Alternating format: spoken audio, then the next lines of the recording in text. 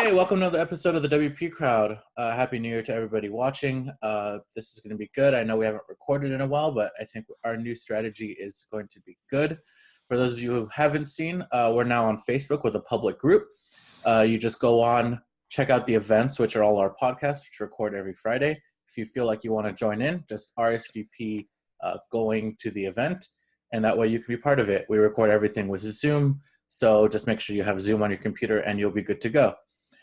So this week, we are starting off the year off right with a clickbaity podcast called How to Make Money with WordPress in 2018.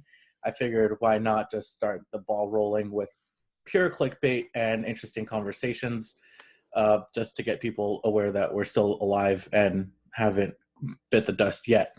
So let's go into introductions. Hello, I am Brad Williams. I co-founded a company called Web Dev Studios. Maybe you've heard of us. We do a lot of work with WordPress, generally on the larger scale of things, a lot of enterprise WordPress work. So also do some podcasting here and there. So I'm definitely happy to join the show finally. Awesome. Welcome. And Bob. I'm Bob Dunn, blog over at Bob WP. Also have 3 podcasts going on over there. So I'm glad to be on this podcast again for the first time. Nice. And Brian. So I do a lot of things. Mainly I work at a company that I founded called Uniseo. It's uniseo.com. And we are a full service design and production company for WordPress products. Nice. So I just wanted to quickly just load up something because I had a list that I created. But as I said, the topic is how to make money with WordPress in 2018. I think that actually all of us do semi-different things. We all have different roles in the WordPress community. I know that we've kind of went over what we do already with our intros, but I'm curious. Let's just go into what you do and what your plans are with your own kind of position in WordPress, like how you're currently making money with WordPress and how that's going to evolve for you in 2018. Because before we start talking to people about new ventures to go down, right? Like here's some new things you could do or some things you haven't thought about. I'm curious what you guys are doing right now to make money and how you're going to change that in 2018. So Bob, why don't we start with you? Oh man, how far back do I go? Let's see, with WordPress, 2008 started designing WordPress, not development, designing. And then about 2010, I started coaching and training. So I did that for a good 7 years. That was primarily what I did, a little bit of design between here and there. And the last year or about year and a half, I've been moving away from not doing any services. So I've gotten out of that space. I'm monetizing the blog, the podcast, and I've done that through various ways, which of course we can talk about. But right now I'm moving to a different model, getting actually backers from my site. And so 2018 is where I'm really kicking that off with some interesting stuff going on in early February. I'm going to be doing, I actually haven't announced I'll be doing a post, but just as a teaser, it's called the 48-hour Bob WP Marathon, content marathon. So it's going to be pushing out content every hour for 48 hours. Something, think of NPR and a pledge drive type of thing. So I've dabbled in a lot in the WordPress space as far as making money, and I've been successful and I've had challenges. So that's kind of what I plan on for 2018. Of course, that could pivot any moment at any month in 2018. Are you going to stay awake for 48 hours? Is this like a live telethon thing? It's not actually live because I don't think anybody could handle myself for 48 hours. So yeah, it's going to be mostly it's going to be pre-recorded. I'll be doing some live stuff, but I'll be doing a post about mid January on that. But it's going to be interesting stuff. I've talked to a few people, totally different for the WordPress space. So either everybody go, wow, that's really cool, or say, Bob's doing another crazy thing. I'm curious how you feel that works for someone else who might want to get into that realm, like get into a place where they're creating content, especially sponsored content for themselves, or creating like a small community of content that is supported and backed by other people. Like, do you think there's room for that? Is it super challenging? And I don't want to say, hey, don't say the truth, or don't say it's super challenging, because it's not, because you don't need competitors, because competition is always good. But Yeah. what do you feel like the space is like in that area? Having gotten into it and kind of having researched it for the last year or so, I think and I'm not doing it for competition reasons. It's challenging because it's challenging to get people to back you based on content only. And we're in a unique space in WordPress community with so much free stuff out there. So I think that anybody that does it before they do it, the only thing I would say is you've got to build up a reputation community before you even think about this. And it's got to be done, not a matter of, a few months or a year. You've got to really build something up before you even pursue it. And there's a lot of risk to it, obviously. So it's not something you want to take lightly. I have other things going, other ways to monetize in the background, but I moved totally away from sponsorships for various reasons. So I think there's room for it. I think people can try it. I think a lot of people will be reluctant to try it because it is a very, very iffy thing. I'm kind of one to, tip the scales a little bit in the WordPress space, and I like to try different things. So, maybe some people sit back and watch what happens with me if I, sink or swim type of thing. And then I think there could be, but it's an interesting space that asking people for something. Well, some people, they're not paying for a product, they're not paying for a service, they're paying for content, and it's not behind a paywall. So there is some challenges to that. And shameless plug time, where can someone find you if they want to sponsor you and get some content from you? BobWP.com, or they can also go to backbobwp.com. Awesome. I think that is an interesting strategy. Like, I've seen a couple people do it, especially with WordCamp specifically. Like, that's not really content. That's more, hey, let me be your brand ambassador for WordCamp. And then they'll ask for sponsorship just for flight and hotel and stuff, accommodation, which I find interesting. Like, I think it's a cool model if you find the right person, right? Like, as you said, you kind of need to be established in the community already, or else you're just a nobody showing up at a WordCamp that no one's going to listen to. So it is an interesting, it's an interesting model. I haven't look too much into it. Don't think I'm going to personally get into it, but I find it interesting, people that do it. And usually they are pretty big. Like, I know, at least I know who they are already. Right. So I'm like, oh, that's cool that they're doing that. Brian, you're I know you build websites, but you're more of like the post website guy. Like, you do a lot of marketing. So curious what your plans are for 2018. I know you pretty well. I'm sure you already have like charts and goals already set up, but curious how you're changing and what you're doing for 2018. So yes, I do have a lot going on. So for those of you who don't know, I've been doing SEO since 1997. I was literally one of the first people on the planet doing it. And so to a lot of people, I'm known as an SEO guy. And so we'll build a WordPress website and then I'll SEO it, or people will come to me and say, I built this site, what do we do? And I'll help them out. So one area that we've kind of pivoted on is in the area of support. So you were asking the group originally, what are our plans for 2018? Well, we launched a website called wpphonesupport.com last year because we've been basically offering WordPress support since 2005. But it's only last year where we realized, okay, you know what, we need to launch this as a separate business. And it's been great. Internally, a lot of our clients have jumped on board, and now 2018 is the year we kind of make a bigger push out to the rest of the community to know that they can get support by phone, which is getting to be like difficult to come by. And as far as people making money with WordPress this year, they could join our referral program. The idea, and not that I'm like self-promoting or pushing, but to be real, like a lot of people, freelancers, you want to expand your services. You want to offer support, but you don't know how to do it, how to go about it. You don't have time for it. We have a great referral program, and I suggest people check it out.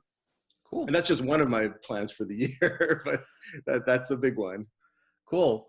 Brad, you're kind of you're on the higher level, right? Like I don't think you even build websites anymore personally, right? You kind of manage a whole team that does. So curious from your point of view as a agency owner, manager, what you guys are looking at for 2018 as a whole and how you guys want to possibly shift, or if you guys are just going to keep on pushing what you're doing. Yeah, I mean, every year you kind of, before the end of the year, towards the end of the year, beginning of the year, you reflect on, the previous year and what's kind of worked and what hasn't worked and how you want to pivot. It's obviously a good time to define those goals and really, make some changes and figure out how you want your company to evolve. Because if you just keep doing the same thing, I think everyone on this panel would agree, it's not always going to continue to work. You always have to be evaluating the landscape and what's going on in WordPress and open source and just the web in general, and pivot with it. So one of our goals for this year is we've obviously in years past been primarily focused on the larger side of WordPress enterprise space, which has been great. And it's a lot of fun working with some really big brands and big names and building some really interesting websites. But we're looking to see how we can, expand our offering to really, really help anyone that's trying to work with WordPress. It doesn't just have to be a Microsoft, or, a big brand or a large company with, deep pockets. Like how can we help more small businesses get on WordPress? How can we help, more bloggers increase their engagement and, maybe it's just something they're doing on the side, but maybe we can help, to bring in more revenue where they can start actually doing it full time, So that's one of the things we're looking at doing is, expanding our offerings and our services for a broader market, within WordPress. And it's not to say the enterprise space is hurting by any means.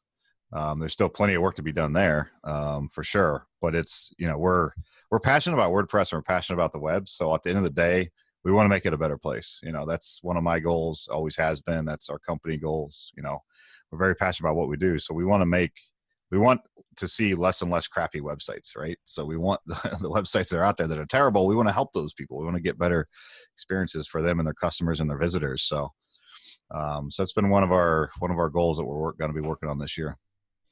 Yeah. And then from my point of view, I'm a full-time WordPress dev right now. And I don't see the landscape of WordPress as someone who wants to be employed full-time, not a consultant in any regards or own their own company. If you just want to work and you want to work on WordPress, I haven't noticed a dip in WordPress jobs. Basically, I've noticed a growth, if anything, where WordPress itself is still growing as a platform. I find it interesting that in the enterprise realm, there's companies get really big. So it's more like teams within companies are just discovering WordPress sometimes for the first time, even though it's been around, or they've never played with WordPress. So they're like, we now have an application for this. Let's test it out. I'm finding people asking me even, from time to time, what my experience with it is on my team, because their other team wants to start looking at using WordPress for some new blog or content site. And I happy to refer them or tell them, hey, this is a great platform. This is what we use it for. And it's a great place to start going, or start building out a new brand, company, whatever. Another thing that's coming in 2018, I hope, God knows if it'll actually happen, is Gutenberg, right? So I think that's going to change at least me and Brad's job quite a bit, at least how we work with and possibly sell WordPress. Brian, I don't know if you've looked at like the SEO implications, but that's kind of for another show, which I think we'll have to talk about, SEO implications of Gutenberg. That's some clickbait right there. Yeah. But yeah, we have a few more minutes left. So I want to touch on something that I don't think any of us are offering right now, which is the WordPress product realm. I know WebDev, I think, has some products that you guys sell, like plugins, but I'm curious what you guys and all of you guys think about products, because I feel like a lot of people want to get into the product realm, but then they see there's just everything and anything in WordPress, right? So it's okay, how do I find something that hasn't been done? But my thought process for 2018 is, and this isn't for 2018, it's just in general, but my new philosophy on it is you don't necessarily have to build something new, you just have to build something better, right? And then, yeah, it's an uphill challenge after that because you have to market yourself against something, but that could be good or bad. So are any of you guys looking at getting more into the product realm this year? And are you guys looking at new niches or trying to compete in an existing one? I can speak to that. We're actually trying to get out of it to some extent, just because we're pivoting more towards support and less towards building plugins and products. But I can offer some advice in that respect. When you're trying to come up with an idea for a plugin, go into the WordPress support forums, look at what people are saying, where people are having trouble, and build a plugin to solve those problems. Like find the issues that they have and build a plugin that they need, offer it to them for free, and have some component of it that actually, you know, you can somehow monetize. And I would do the same with themes, you know, like a lot of themes like X theme, you know, getting really popular. There's a lot of things that you want to do with the theme that you can't do.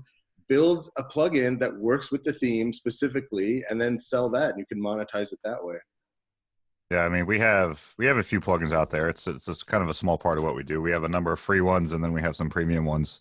I'd love to grow that side of the business because obviously making money when you sleep is the dream, right? You wake up and you had how many sales? You know, that's awesome. I think to your point, like you can absolutely, you don't have to reinvent the wheel in the sense of the type of plugin you're building, but you're right, it has to be better than what's out there. I mean, I remember when Gravity Forms came out, and I was like, who's going to use this? Like Contact Form 7 is great. Like who's going to use Gravity Forms? And looking back, like that was completely naive of me to think that because Gravity Forms was light years ahead of Contact Form 7.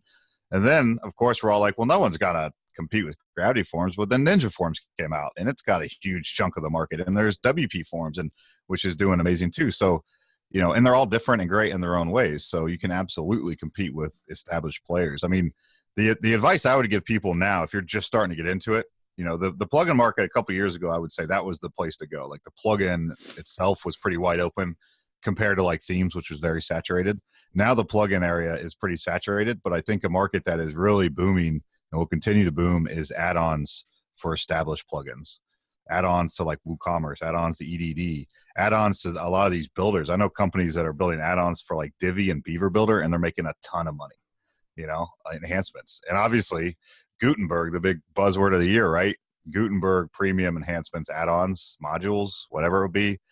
There are already people getting ready to do that. They're probably already working on it because that's going to hit. When that hits, there's a big new market there. Is Gutenberg add-ons. So I think that's a way to get into an already established market. Look at some. I think I saw the first product company for it. It's WP Blocks, I think is what they're called. Makes sense. Get in early because our biggest plugin is custom post type UI. And all it is a UI for registering custom post types and taxonomies. And I released that plugin before 3.0 came out. So before custom post types were even available, you know, officially, I released that plugin. So it became the dominant one the second 3.0 dropped, you know. So these companies that are getting in early for Gutenberg, they're establishing themselves from day one as, hey, we're the Gutenberg experts. For premium, buy stuff from us, and that's going to be a big market. Yeah, I agree with the products. I mean, I'm as far from doing products as possible, but I get products in my inbox every hour as far as people wanting me to look at them. And some of them are plugins that are like, okay, what's so special about this? So yeah, make it unique. The add-ons are huge. I mean, that's where, for me, a lot of what I do around, especially around e-commerce, is add-ons, and those there is a market for them. Grabbing that and kind of jumping on the bandwagon of that plugin, I think you hit that spot on. And there's one more area that we haven't talked about, but that's worth mentioning is training. So we offer training workshops in WordPress, like in Montreal. Oh, by the way, I guess I didn't mention I'm in Montreal, in Canada. But you know, to anybody out there, even if you're a freelancer, you're a small business, if you know anything about WordPress in one particular area, you know Yoast SEO really well, you know how to set up a basic website really well, et cetera, you know, you can just go set something up on Eventbrite or Meetup, and even if you get 10 people paying 15, 20 bucks for an evening session, it's a way to make money. So, you know, it's low-hanging fruit in many cases. Yeah, I can kind of chime in on that since I did it for many years. The interesting thing about training and what I found in the 7 years I was doing it is that I think that for a lot of agencies that are currently doing, you know, work, to offer training as a side thing is a great potential because you already got the clients in place. Anybody going into the space of training the very first time, there's two challenges, I'll say, and this is what I faced over the years. This one thing is there's a lot of free stuff out there. And even though your training may be 10 times better than the free stuff, it's hard to compete against it because, well, we built a community where we're based on a lot of free. And the second piece is if you're going to get into training, here's the biggest warning, is understand or actually make it clear the difference between training and support, because a lot of clients don't get it and they'll come to you expecting training and really what they want is support. I mean, I can tell you how many times somebody came to me and said, Bob, can you go in and do this, and then can you show me how you did it? I'm like, whoa, wait a minute, you're halfway there, but you threw me off in the first part. So there's ways to do it. There's a lot of opportunity, like Brian said. It's just, you know, if you're going to pursue it, be really careful because people will, you know, give them an inch, they'll take a foot. And it's an area that there's a lot of gray area in there. So you've got to really define what you are training and what you are offering. Yep. So I'm going to wrap it up here. It's been a good conversation. I am going to link it below in the description. I do have a blog article about it over on Art Control, which talks basically about everything we talked about today. I did go into, I know we talked about Gutenberg, but I talked a little bit more, or wrote a little bit more about niche, diving into niches, because I think as WordPress plugins and themes become very broad, there's still a big space for very micro niche products and plugins and things like that. I think like WP Dispensary is doing a really good job really cornering the market or niche in what he's doing. So I think that there's a lot of room there to grow. But yeah, check out that blog post. And for those of you, again, who want to be on the show, find us on Facebook. We have a public group. Just go ahead and join, RSVP to any event, which is basically a recording, and you can be on the show just like these fine gentlemen. And with that, also make sure to subscribe because we're on YouTube. You're probably watching on YouTube right now. Or if you're listening on iTunes, that's good. But yeah, subscribe on YouTube, iTunes, Google Play. Our podcast is there as well. And I think that's enough marketing pitch from me. So with that, I'm going to say thanks for joining, and we will see you guys next week. Thank you.